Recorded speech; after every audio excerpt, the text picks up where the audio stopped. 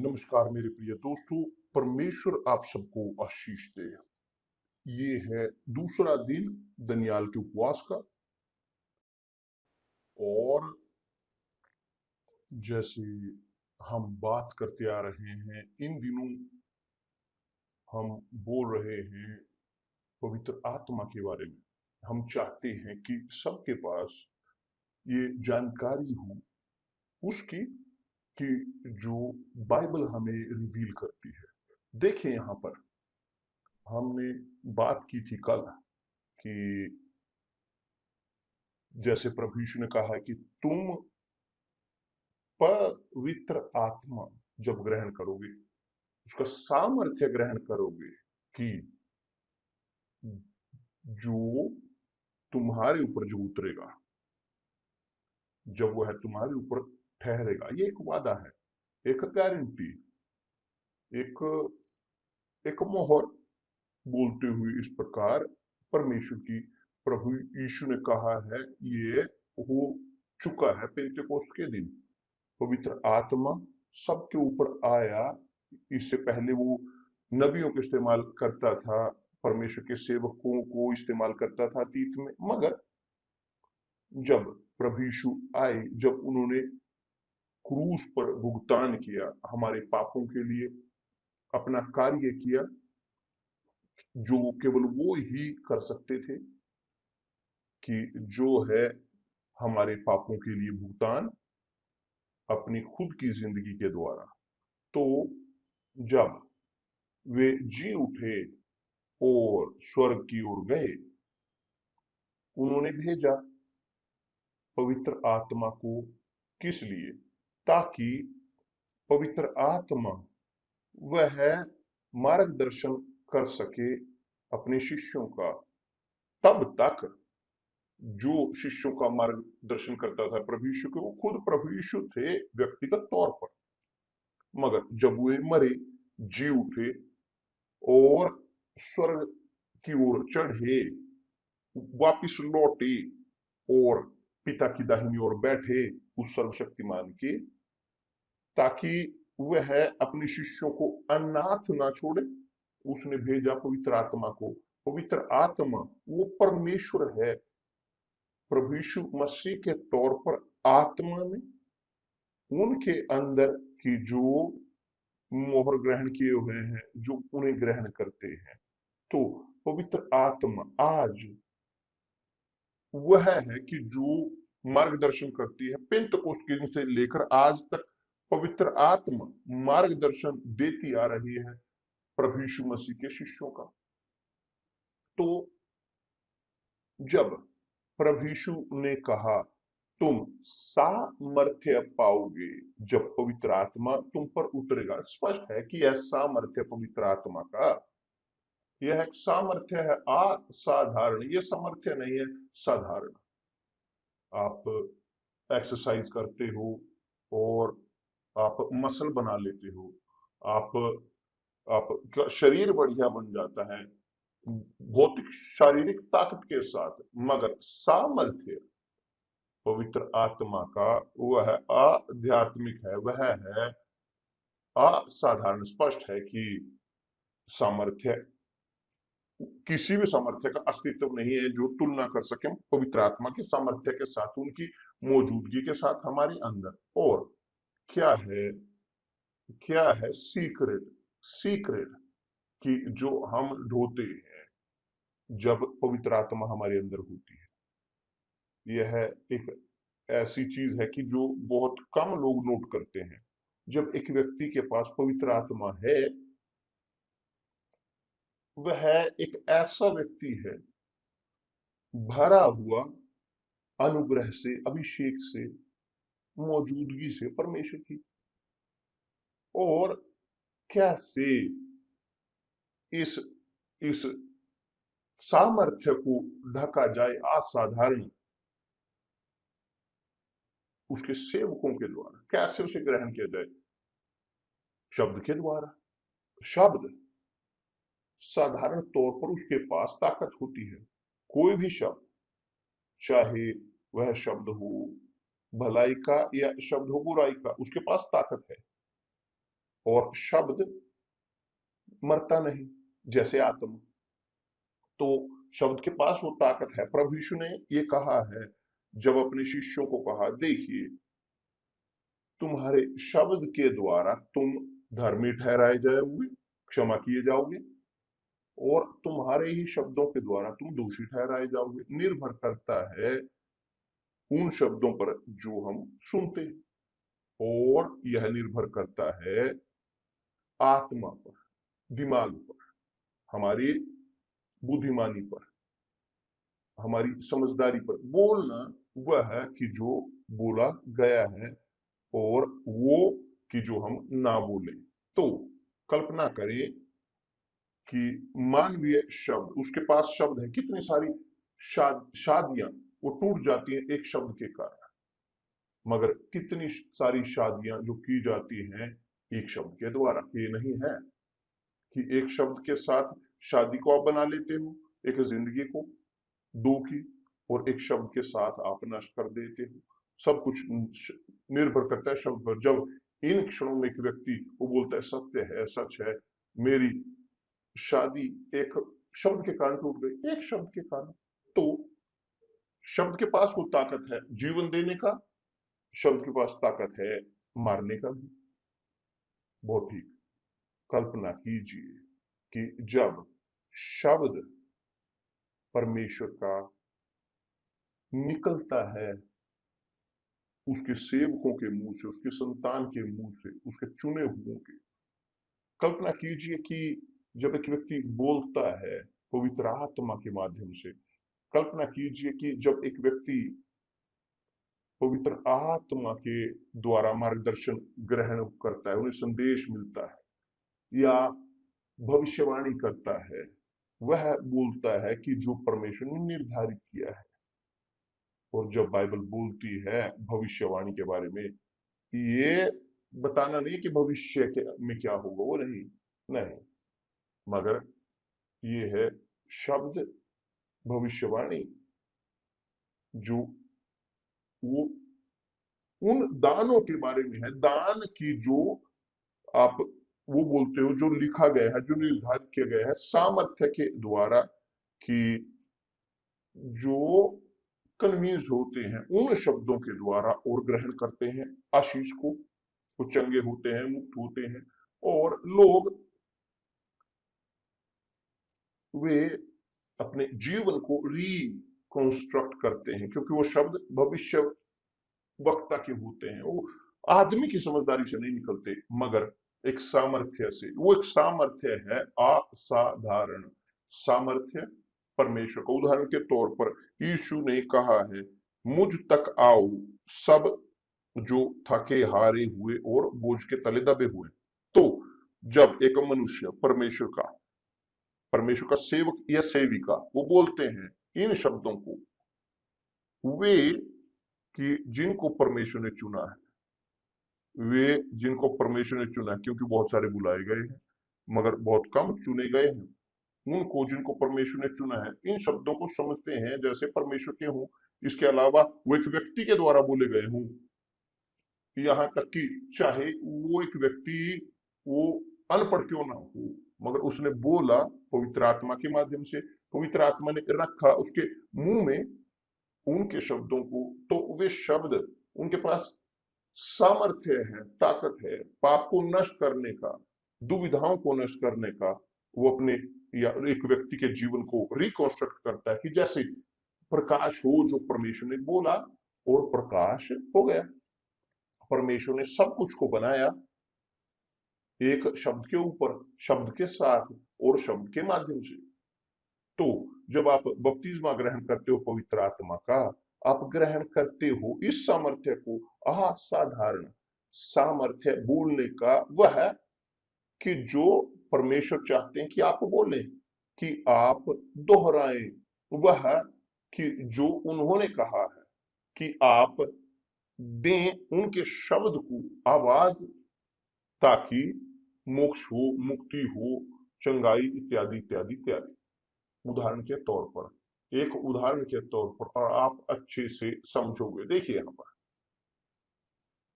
कितनी बार हम आश्चर्य से भर जाते हैं नेगेटिव विचारों के द्वारा। एक आइडिया या सुझाव के द्वारा, एक आइडिया की दिखने के तौर पर प्रतीत होता है अच्छा, मगर जब आप सोचते हो, तोलते हो उसे अच्छे से, वह आइडिया वो बुराई क्या होता है। तो बहुत सारे लोग भ्रमित होते हैं इन विचारों के साथ।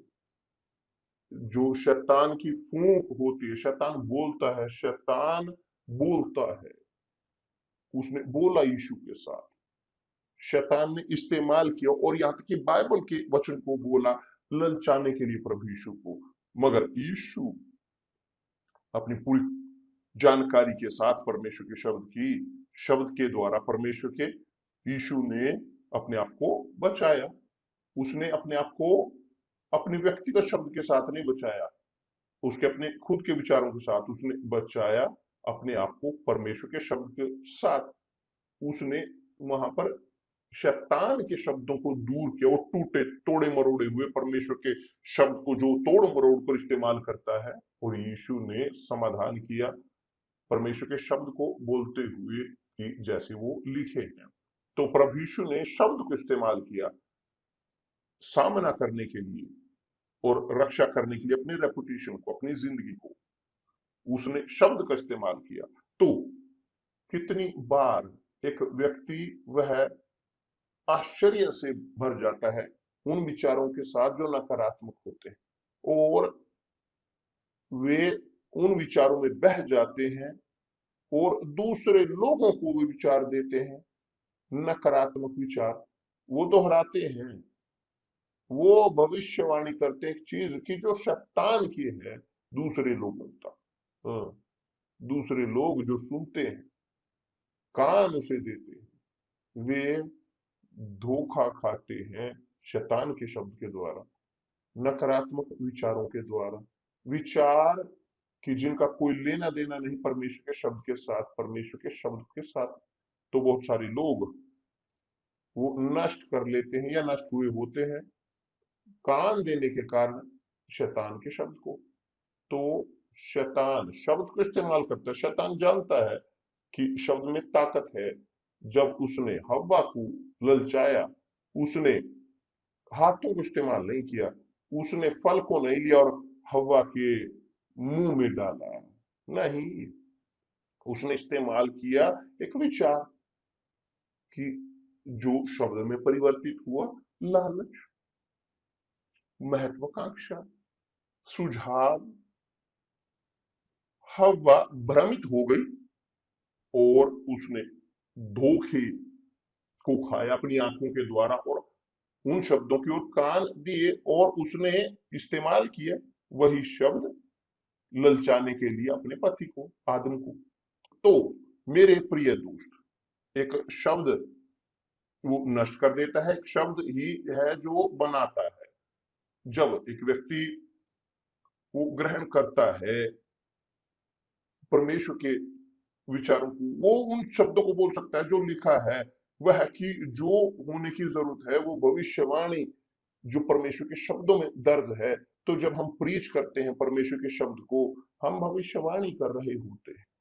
जब हम प्रीच करते हैं परमेश्वर के शब्द को, हम प्रीच करते हैं सामर्थ्य के साथ, अधिकार के साथ उसको कि जो लिखा है भविष्यवाणी। तो क्या सुनने वाले को करने की जरूरत है कि ये शब्द सुनते हुए सुनने वाले को कंफर्म करने की जरूरत है कि वे शब्द वो उसके साथ मिलते हैं जो लिखा है या नहीं। क्योंकि प्रभु यीशु ने शब्द को इस्तेमाल किया, वो जो लिखा था वो, और शब्द नए शब्द को नहीं लेकर आया, नहीं, उसने वो इस्तेमाल किया जो लिखा था।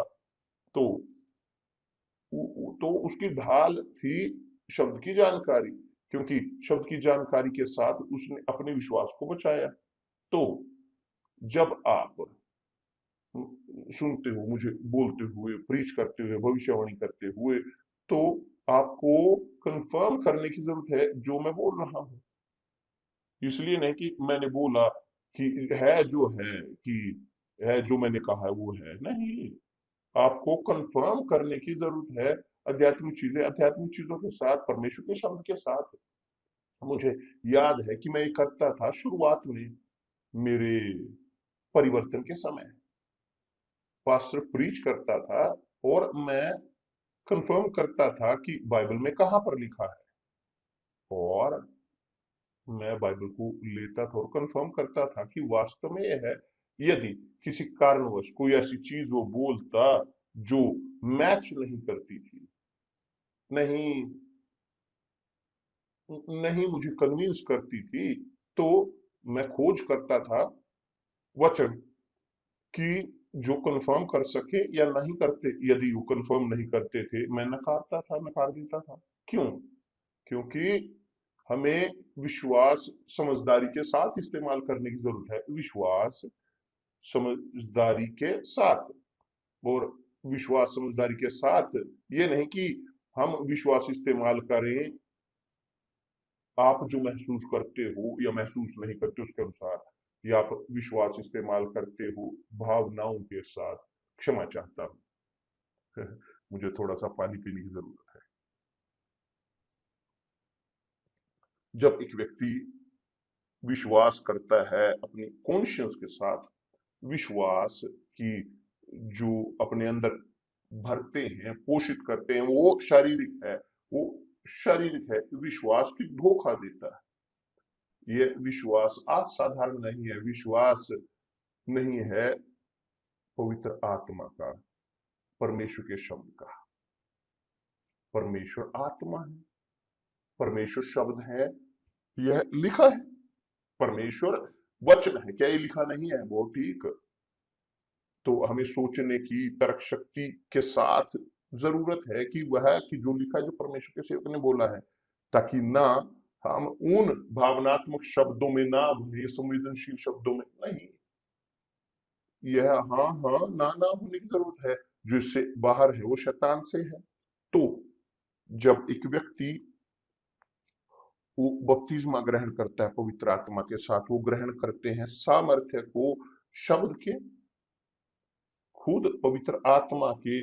वह उन्हें देते हैं एक अभिषेक बोलने का, कि वह कि जो लोगों को जरूरत है सुनने की, और वह नहीं कि जो लोग सुनना चाहते हैं, नहीं, मगर जो लोगों को जरूरत है सुनने की। तो पवित्र आत्मा वह हमारे प्रभु यीशु मसीह का दिमाग है।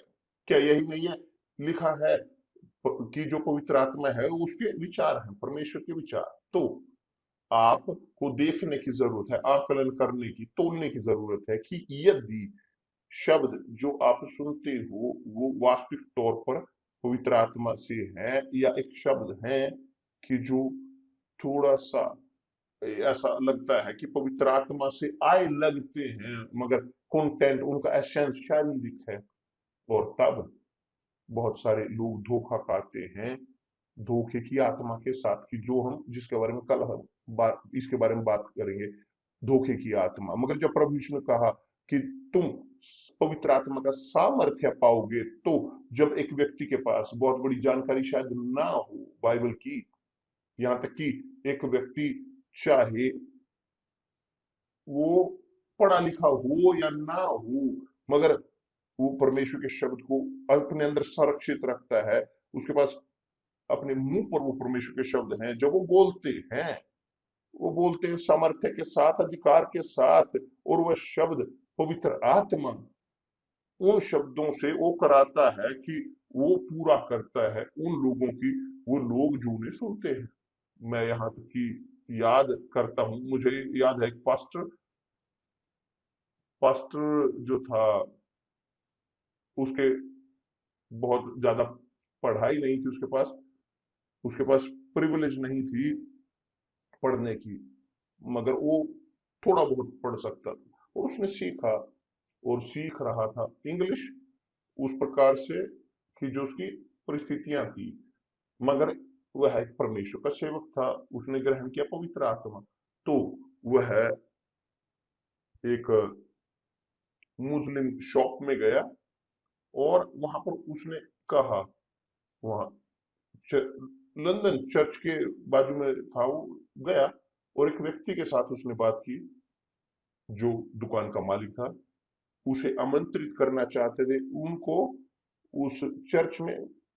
तो उसने कहा इस प्रकार, उसने कहा, उसको कहा, यू, आप, हियर, यहां, बैड, बहुत बुरा। बोलना चाहता कि उसका बुरा हो रहा था उसका बिजनेस। क्यों? क्योंकि वो दुकान खाली थी। मनुष्य, उसे अच्छे से समझ में आए वो शब्द, वास्तव में मेरी परिस्थिति अच्छी नहीं है, मैं कुछ नहीं देख रहा, खाली है। मगर उस पास्टर ने पॉइंट किया चर्च की ओर और कहा, देखिए, जाइए वहां, वहां कि आप आशीष प्राप्त करोगे, आपको ब्लेसिंग, आपको आशीष मिलेगा, केवल यही। मगर शब्द उसके इतने सिंसियर थे, इतने शुद्ध, इतने वास्तविक कि मनुष्य कन्विंस हुआ, वो व्यक्ति, और उस रात वो चर्च में आया आशीष की खोज में, परमेश्वर की। कि दूसरे शब्दों में, यहां तक कि ना बोलते हुए इंग्लिश परफेक्शन के साथ, ना बोलते हुए सही या टूटी हुई इंग्लिश बोलते हुए भी, मगर हुआ, वो विश्वास उसको पास कर सका और उसको बचाया। दिलचस्प है। हमारे पास ये है पास्टर कि जो परिवर्तित हुए, और यहाँ तक कि वे पढ़े लिखे हैं, बहुत कम पढ़े लिखे। मुझे याद है कि जो नॉर्थ ईस्ट के बहुत अंदर अंदरूनी हिस्सों में रहता था, और आप पूछे मगर कैसे एक पास्टर को आप कॉन्सिक्रेट कर सकते हैं जो जो पढ़ा लिखा ही नहीं। प्रभु यीशु ने बुलाया पतरस को, उन मछुआरों को, जो मनुष्य थे वो पढ़े लिखे नहीं थे, तो उन्होंने उन लोगों को बुलाया। प्रभु यीशु बुलाते उन लोगों को कि जिनको संसार कोई वैल्यू नहीं देता। तो हमारे पास वो एक पास्टर था इस प्रकार, वो थोड़ा पढ़ना लिखना नहीं जानता था, ना ही लिखना, मगर उसके पास थी पवित्र आत्मा। और इसीलिए चर्च की जहां वो काम करना उसने शुरू किया, उस पास्टर ने, वो हमेशा भरी रहती थी, क्योंकि लोगों को इतनी जरूरत थी, इतने वो पीड़ित थे। मायने नहीं रखता था लोगों के लिए कि वो पुर्तगीज अच्छी परफेक्ट बोल रहा है, अच्छी या नहीं। तो उसने बाइबल में पढ़ा। आप हंसोगे मगर फनी है, दिलचस्प। उसने बाइबल में पढ़ा वह तथ्य, जब प्रभु यीशु ने कहा विकलांग को कि अपने बिस्तर को उठा और अपने घर में जा, तो उसने कहा, उसने पढ़ा कि अपने दूध को उठा। उसने बिस्तर की जगह दूध को कहा, और उसने ये किया, वो मूवमेंट विश्वास की, अपने रोगियों को, बीमारियों को उस दिन लेकर आए दूध के साथ, और आप चंगे हो गए दूध के साथ। और बहुत सारे लोग उस दिन चंगे हुए पीते हुए दूध को, कि जिसका कोई लेना देना नहीं जो लिखा है। उसने कहा शब्द, उसने कहा बिस्तर की जगह उसने दूध बोल दिया, और दूध वो उससे काम हो गया। वो लड़का इस्तेमाल हुआ पवित्र आत्मा द्वारा, बहुत सारी भीड़ को लेकर आया, और बहुत सारे लोगों को चंगाई मिली। जो वो कैंपेन हुआ आश्चर्यजनक, वो नॉर्थ ईस्ट के, मगर बढ़िया है कि जो मायने रखता है यह है कि जब एक व्यक्ति के पास है पवित्र आत्मा, उनके पास सामर्थ्य है पवित्र आत्मा का, और डायरेक्ट सही तरीके से वो बोले या नहीं, वो बिस्तर बोले या दूध बोले, क्योंकि वो सही हुआ। क्यों? क्योंकि पवित्र आत्मा है जो इस्तेमाल करती है परमेश्वर के उस सेवक को। देखिए मेरे प्रिय दोस्त, आपको समझने की जरूरत है कि सामर्थ्य परमेश्वर का है, और वो लोगों को इस्तेमाल करते हैं परिस्थितियों के अनुसार कि जो दिखाते हैं, क्या यही नहीं है कि जो लिखा है कि परमेश्वर ने इस संसार की कमजोर चीजों को चुना है, कि जो कुछ है ही नहीं उन लोगों को शर्मसार करने के लिए, जिनको लगता है कि जो कुछ है, परमेश्वर ने इस संसार के तुच्छ लोगों को चुना है, नकारे हुए, जिनको कोई नहीं चाहता, उन्हें शर्मसार करने के लिए जो है। और इसलिए परमेश्वर ने मुझे चुना। धन्यवाद परमेश्वर, धन्यवाद परमेश्वर ने मुझे चुना, क्योंकि हम इस प्रकार थे, नकारे हुए हर ओर से।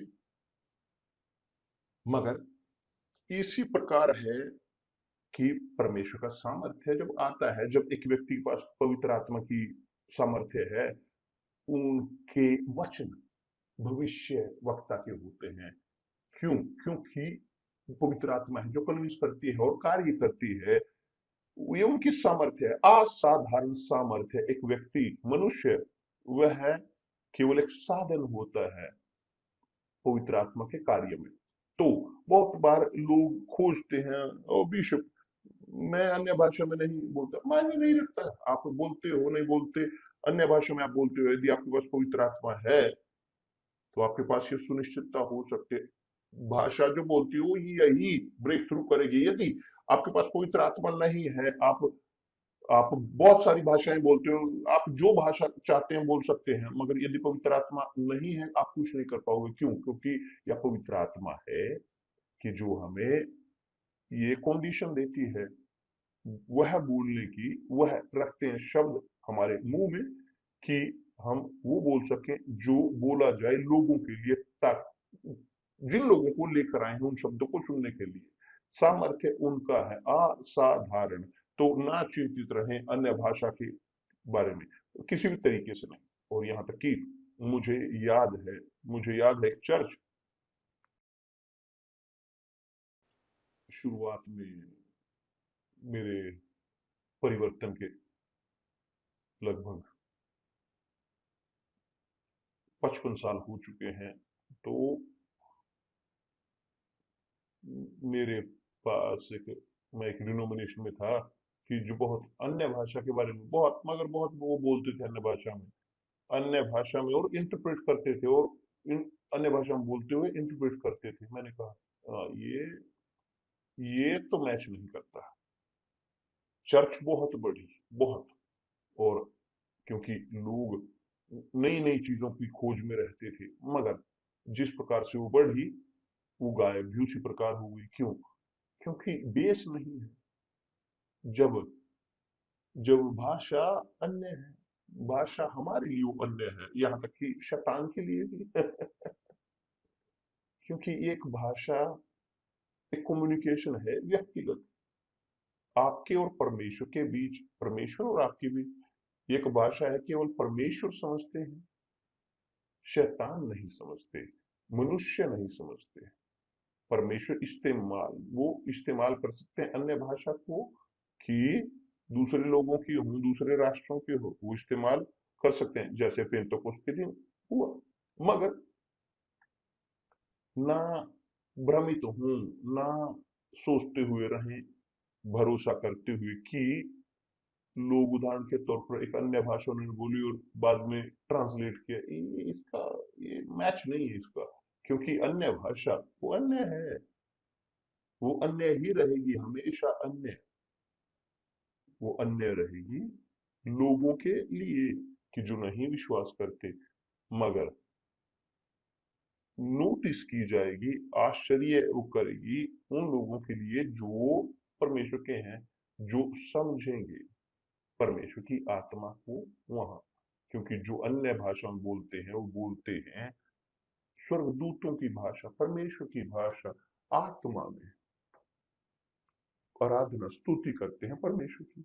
और यह है व्यक्तिगत, व्यक्ति के, एक परमेश्वर के संतान के, परमेश्वर के राज्य के सिटीजन के और पिता के बीच। तो ना चिंता करें अन्य भाषा की, ना चिंता करें। इसलिए नहीं कि एक व्यक्ति शैतान को बाहर निकालते उसके पास पवित्र आत्मा है, ना करे। शैतान बहुत धोखा देते हैं, इसके बारे में हम कल बात करेंगे।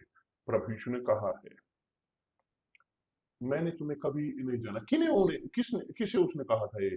उन लोगों को कहा था कि जो कहते हैं, प्रभु मगर हमने रोगियों को चंगाई दी है, हमने लोगों को मुक्ति दी है, हमने प्रीच किया है, आपके शब्द को हमने भविष्यवाणी की है। और यीशु ने कहा, मैंने तुम्हें कभी नहीं जाना। वास्तव में तुमने मेरे शब्द को इस्तेमाल किया, मेरे नाम को इस्तेमाल किया, मगर मैंने तुम्हें कभी नहीं जाना।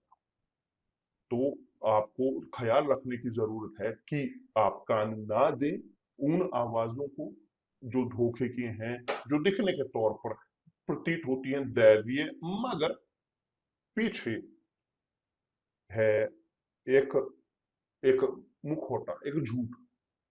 तो ये है ये है टिप कि जो आपको जिसका ख्याल रखने की जरूरत है, क्योंकि कितने इस संसार में है बोलते हुए, प्रीच करते हुए, प्रचार करते हुए, मगर कौन कौन परमेश्वर का है और कौन नहीं है? कौन है कौन नहीं है? केवल पवित्र आत्मा प्रकाशन कर सकती है, और वो दिखाते हैं जो परमेश्वर के हैं, जो चुने हुए हैं, जो चुने गए हैं, वो समझते हैं परमेश्वर की भाषा को, और परमेश्वर लोगों को समझते हैं। मगर जो नहीं है परमेश्वर का, वो नहीं समझते, और जो बोलते हैं अन्य भाषा, कि जो यहाँ तक कि अन्य भाषा है खुद एक व्यक्ति के लिए, वो परमेश्वर के लिए भी अन्य है, क्योंकि परमेश्वर का नहीं है। तो परमेश्वर के साथ नहीं, कल हम यहाँ पर बात कर रहे होंगे और इस बारे में बोलना हम जारी रखेंगे। इन दिनों जो है दनियाल के उपवास के ये विचार जो हमारे केवल और केवल परमेश्वर की चीजों की ओर हम फोकस करेंगे। कल मिलते हैं प्रभु यीशु मसीह के नाम से, आमीन।